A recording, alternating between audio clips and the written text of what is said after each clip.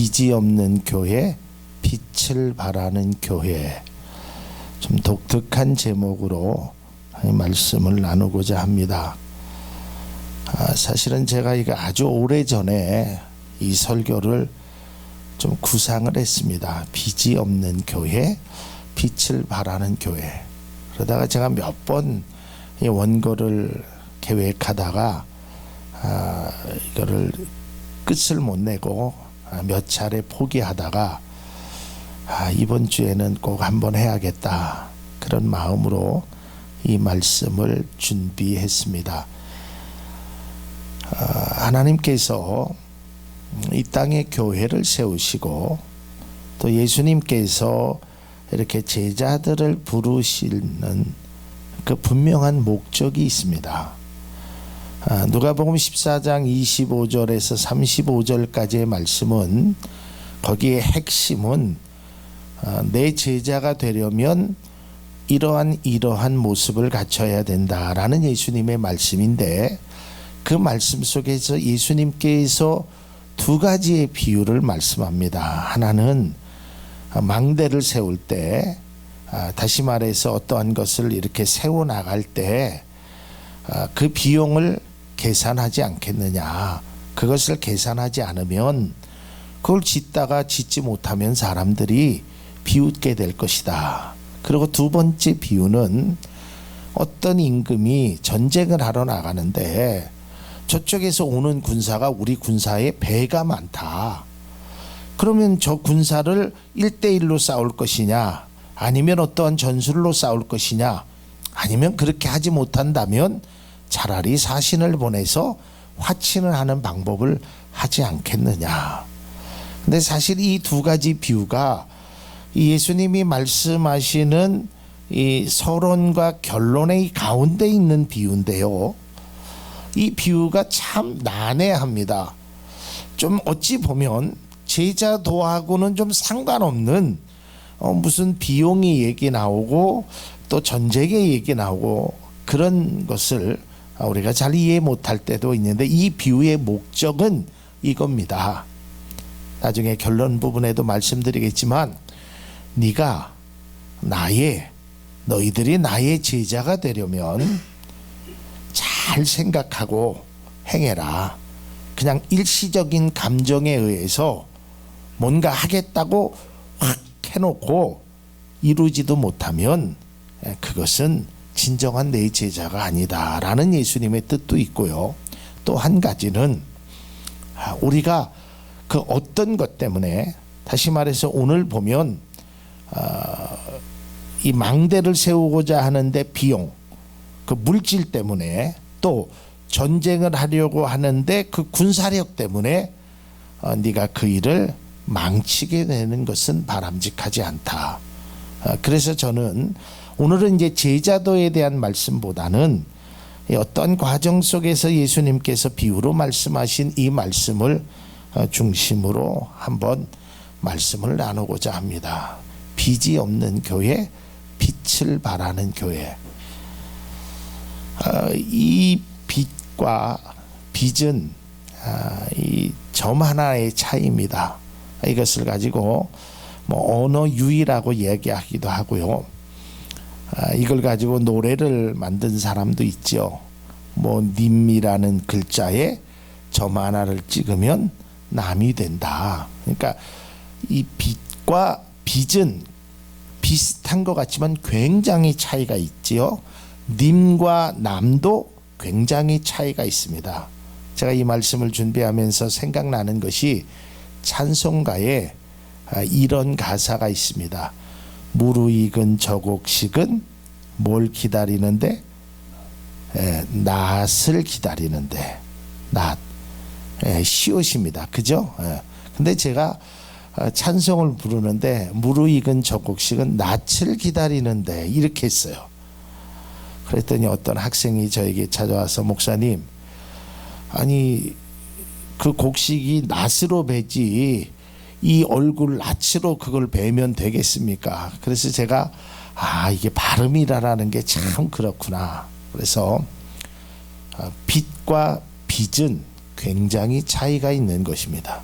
그러면 제가 왜 빚이 없는 교회, 빛을 발하는 교회라고 말씀을 정했을까? 여기에는 오늘날의 그 현실을 조금 반영하고자 이 말씀을 정했습니다. 오늘날 많은 사람들이 한국 교회의 위기를 말합니다. 신학생들은 1년에면 수천 명의 졸업생들이 나옵니다. 그런데 예전에는 우리처럼 이렇게 개척을 해서 이 교회가 성장하는 교회들이 상당히 많았습니다. 저도 청년 때 개척교회에서 작은 교회에서 그 당시에는 교회들이 큰 교회들이 별로 없었습니다. 다 작은 교회들이었고 그저 동네에 큰 교회 하나 정도 있을까 말까 했어요. 근데 요즘은 교회들이 큰 교회들이 많다 보니까 이 사람들이 이 작은 교회에 대해서 발걸음을 쉽게 옮기질 못합니다. 특별히 우리처럼 이렇게 지하실에 있는 교회는 더더욱이나 어렵습니다. 그래도 우리는 참 감사하게 하나님의 은혜로 1년 8개월 만에 이제 지하에서 지상으로 하나님의 귀한 성전을 옮길 수 있어요. 그래서 많은 사람들이 요새는 개척을 하면 교회가 참 어렵다는 이야기를 이구동성으로 합니다. 그래서 한국 교회의 가장 위기 중에 하나는 성도의 수가 감소하고 있다는 것입니다. 여러분 우리가 늘 그런 기도했잖아요. 천만의 그리스도인. 여러분 지금 확실하게 통계가 나지 않아서 그렇죠. 그리스도인이 지금 뭐 한 800만 명 정도 얘기합니다. 800만. 그리고 천주교가 한 200만 정도를 얘기하는데 그건 정확한 통계는 아닙니다. 그런데 그 800만 속에는 이단 교회가 한 200만 명이 차지하고 있다고 합니다. 그러니까 실제적으로 이 개신교회 이 인원이 자꾸 줄어가는 것이 오늘날 우리에게 큰 위기감을 만들어내고 있습니다. 두 번째로 이 한국교회의 위기는 교회의 채무로 인해서 아주 심각한 상황에 있다라는 것입니다. 빚이 많아서 이 교회가 굉장히 어려움을 겪는데 여러분 통계를 보니까요. 이 교회의 부채가 다 정확한 건 아니지만 1, 2금융권만 합해서 9조랍니다. 9조. 교회의 부채가. 그럼 3금융권과 합하면 아무리 안 돼도 최소한 10조에서 많게는 12조가 된대요.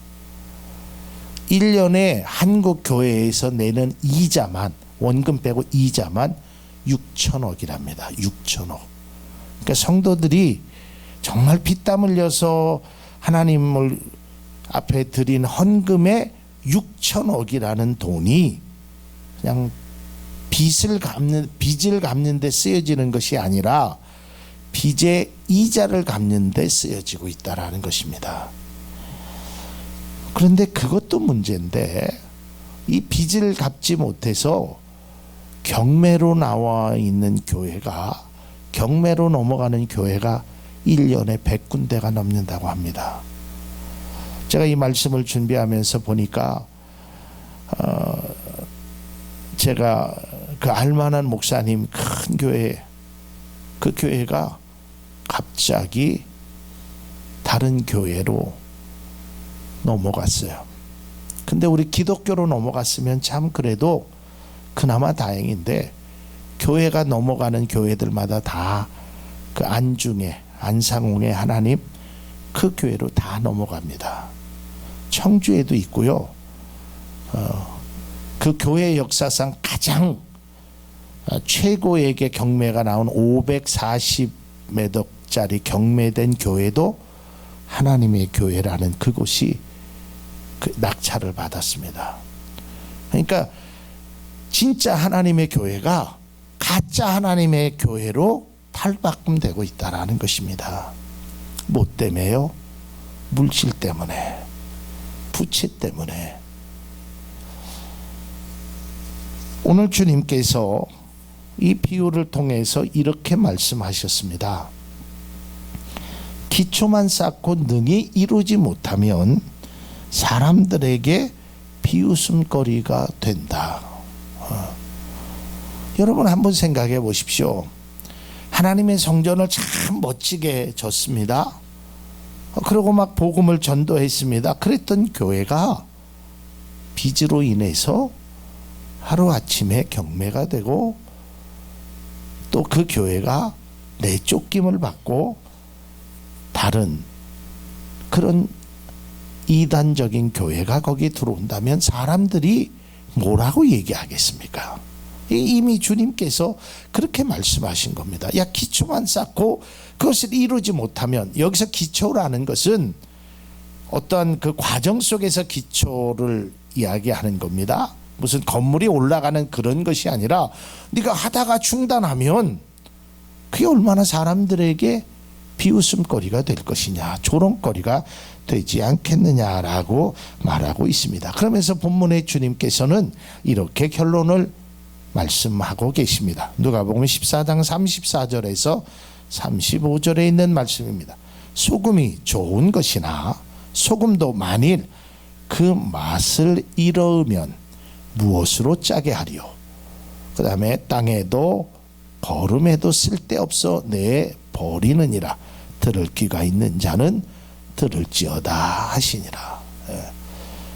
저는 이 말씀을 읽으면서 참 교회라는 것이 얼마나 사람들에게 귀한 영향력을 끼치는 그런 사랑의 공동체, 섬김의 공동체로 얼마나 아름답고 귀한 것입니까? 지역사회를 위하여 헌신하고 어려운 분들을 위해서 함께 섬기며 나눠주는 것이 교회입니다. 그런데 그 교회가 그 소금이 맛을 잃으면, 34절을 다시 한번 보여주세요. 소금이 좋은 것이나 소금이 맛을 잃으면 무엇으로 짜게 하리요?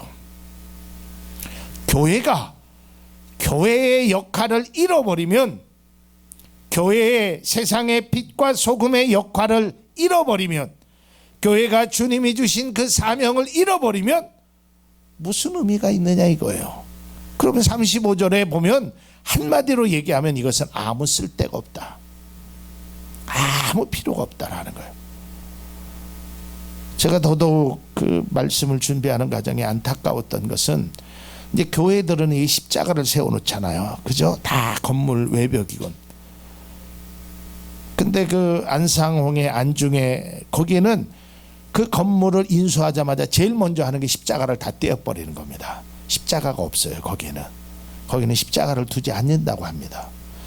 그러니까 그렇게 아름답게 불빛을 내고 예수 그리스도께서 우리를 위하여 십자가를 지셨다는 그 십자가가 물질 때문에 하루아침에 없어지는 겁니다.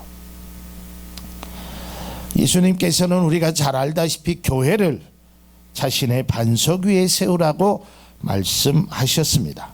그리고 교회와 성도는 빛과 소금의 역할을 감당하라고 말씀하셨습니다. 우리가 잘 아는 대로 마태복음 16장 18절의 말씀을 보면, 또 내가 내게 이르노니 너는 베드로라. 내가 이 반석 위에 내 교회를 세우리니 음부의 권세가 이기지 못하리라. 분명히 예수님께서 말씀하셨습니다. 내 교회를 세우는데 이것이 음부의 권세가 이기지 못한다. 그런데 예수님의 그 말씀이 이 교회가 물질 때문에 이게 무너진단 말이에요. 물질 때문에 교회가 없어진단 말이에요. 이게 얼마나 안타까운 것입니까? 주님의 교회가 반석 위에 세워져야지 물질 위에 세워져서는 안 되는 것입니다. 우리 교회가 이전하는 가운데 또 이것으로 이전하면서도 제가 하나님 앞에 기도했고 모든 성도님들이 기도했습니다. 아마 여기 계신 분들 중에 이전하는데 돈도 많이 들 텐데 모자르지는 않으려나. 그래서 혹 오늘 말씀을 보니까 뭐 빚을 얘기하고 돈을 얘기하는 거 보면 교회가 돈이 없어서 그런가. 여러분 절대로 그렇지 않습니다. 여러분 걱정하지 않으셔도 됩니다. 저는 돈 때문에 이 설교를 하는 것이 아니라 제가 결론적으로 말씀드리지만 돈이나 우리의 삶의 상황 속에서 우리의 교회가 무너지지 않고 우리의 믿음이 무너지지 않는 그러한 모습을 기대하면서 설교하는 것입니다. 그래도 감사하게도 우리가 생각했던 비용보다는 더 많은 비용이 들었지만 하나님께서 이곳저곳의 은혜를 통해서 어려움 없이 우리가 이전 기념 예배를 다음 주에 드릴 수 있게 된 것을 주님께 감사를 드립니다.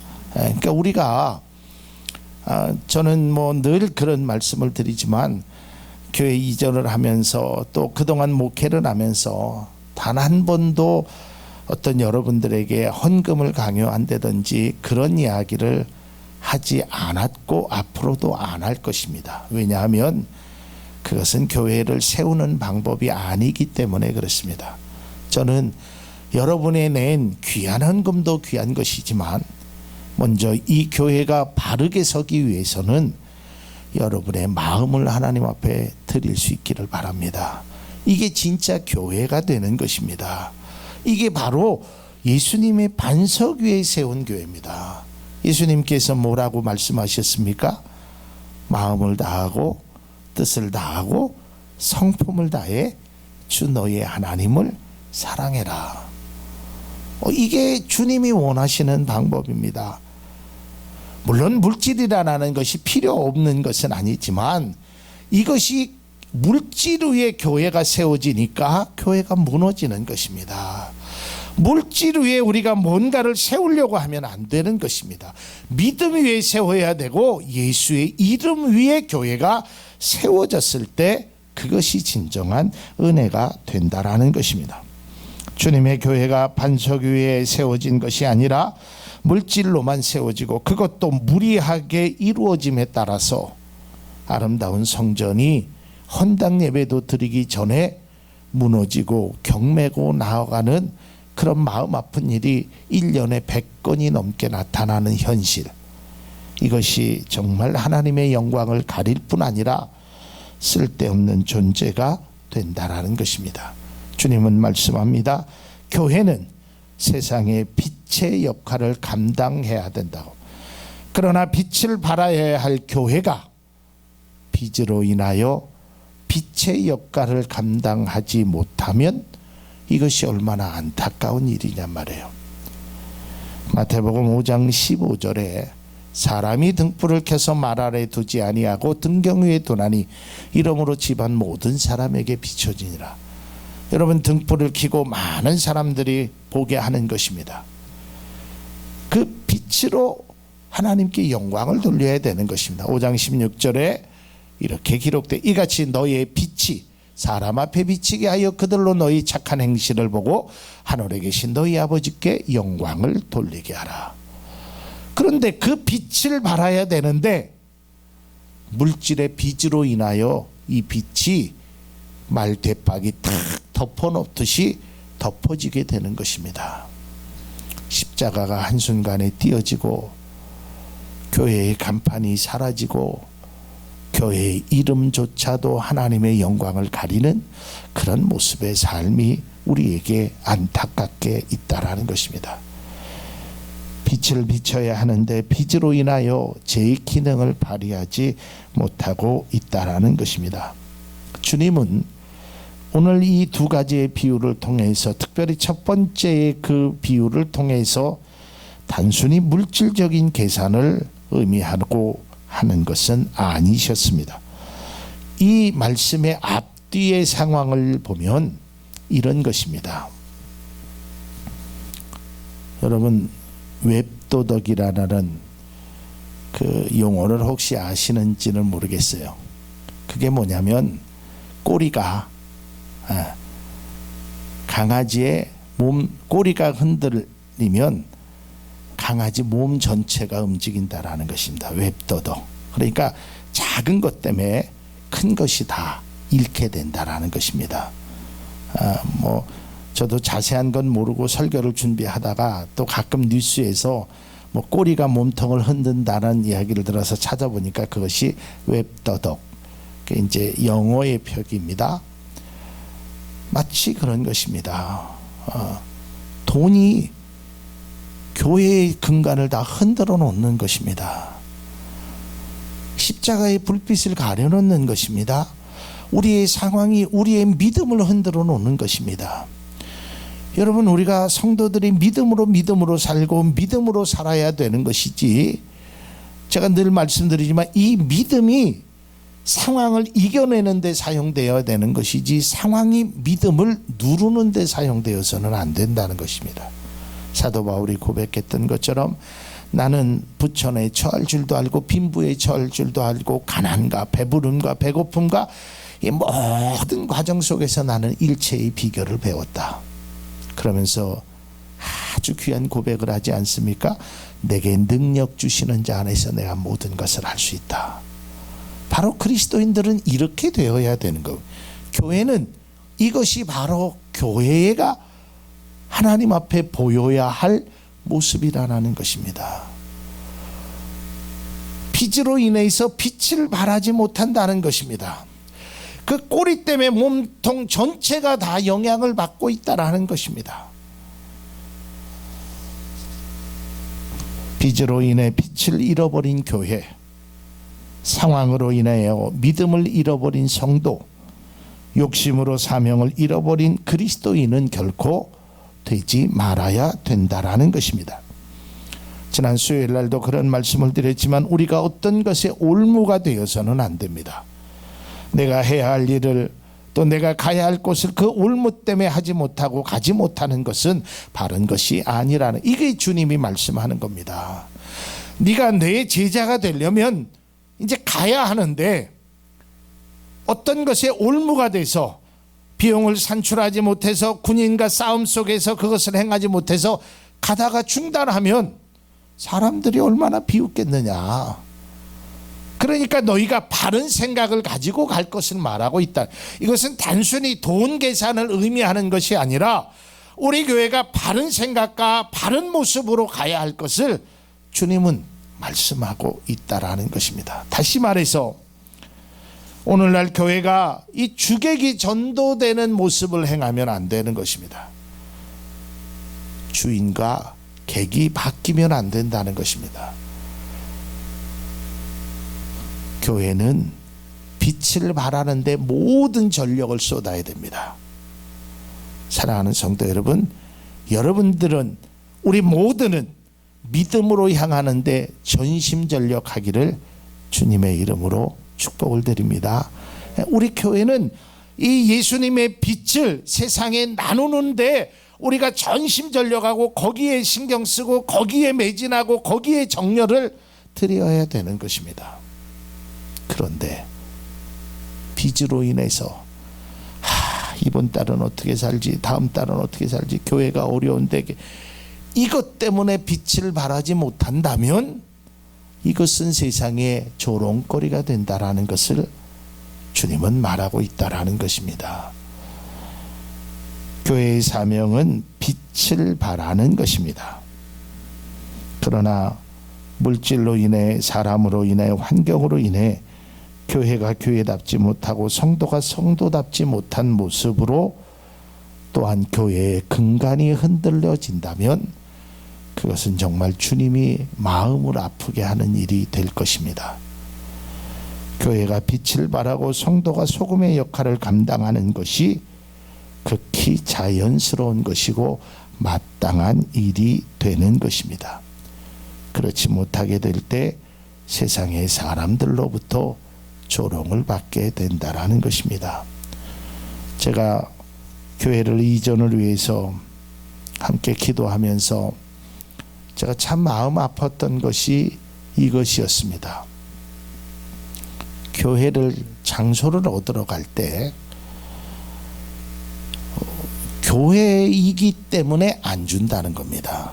다른 이유가 아니라 교회이기 때문에 안 준다는 거예요. 그래서 제가 한번 물어봤어요. 왜 교회이기 때문에 안 되냐. 그랬더니 거기에 두 가지 반응이 나오는데, 하나는 뭐 시끄러워서 그렇다. 뭐 그 반응은 그렇다 치고 또 한 가지 반응에 참 제가 가슴 아팠습니다. 뭐라고 하냐면 교회는 월세를 잘 안 낸다. 임대료를 이렇게 제 날짜에 잘 안 준다. 이 말을 듣고 참 세상의 사람들이, 물론 일부 사람들이지만 세상의 사람들이 이 교회에 대한 인식이 참 왜곡되어 있다. 그 책임 또한 우리에게 있다라는 것을 알게 됐습니다. 제가 1년 8개월 전에 이곳을 얻을 때도 우리 장로님하고 같이 주인을 만났을 때도 이분 또한 같은 말씀을 하셨어요. 월세는, 임대료는 제대로 낼 수 있습니까? 우리 장로님이 걱정하지 마십시오. 그리고 제가 1년 8개월 동안 이제 주인에게 제가 이사 갈 것을 말씀드리고 그 주인이 그래도 참 목사님 이 교회에 오셔서 자기 자신들도 참 좋았다고, 그리고 우리 교회를 많이 칭찬하시고 우리 교회 집사님들 이런 분들을 칭찬하며 그러면서 그래요. 1년 8개월 동안 단 하루도 일찍 드렸으면 일찍 드렸지 늦게 드린 적은 없었습니다. 참 그런 신용도 지켜줘서 고맙다고 그런 말씀을 하셨습니다. 여러분, 세상의 인식이 교회를 바라보면 야, 교회는 참 좋은 곳, 참 이웃을 사랑하고 섬기는 곳, 무슨 특별한 곳, 이렇게 생각하는 것이 아니라 이 빚으로 빛을 가리는 그런 인식을 갖고 있다라는 것입니다. 사랑하는 성도 여러분, 우리 교회는 빛을 발하는 교회, 우리 성도는 착한 행실을 나타남으로 하나님께 영광을 돌리는 귀한 교회, 귀한 그리스도인의 모습이 우리들의 모습이 될 수 있기를 바랍니다. 오늘 성경에 맛을 잃어버린 소금은 아무런 쓸데가 없다고 그랬습니다. 사랑하는 성도 여러분, 교회가, 목사가, 성도가 하나님의 영광을 나타내지 못하고 오히려 세상 사람들로부터 조롱과 비웃음을 받아서는 안 된다는 것입니다. 우리 교회가 이제 다음 주면 새로운 장소에서 예배를 드립니다. 이번 주 수요일 날까지 이곳에서 예배를 드리고 이제 다음 주면 새로운 장소에서 예배를 드립니다. 우리는 그곳에서도 이전처럼 지금처럼 주님이 원하시는 빛과 소금의 역할을 감당하기 위하여 애쓰는 교회가 되어야 할 줄로 믿습니다. 이것이 주님이 우리 교회를 향하신 귀한 말씀인 것입니다. 또한 끝까지 변함없이 주님이 주신 사명을 믿음으로 감당하는 우리 교회, 또한 마음을 다하고 성품을 다하여 주 너희 하나님을 끝까지 사랑하는 그리스도인의 모습이 여기 계신 우리 모두의 모습이 될 수 있기를 바랍니다.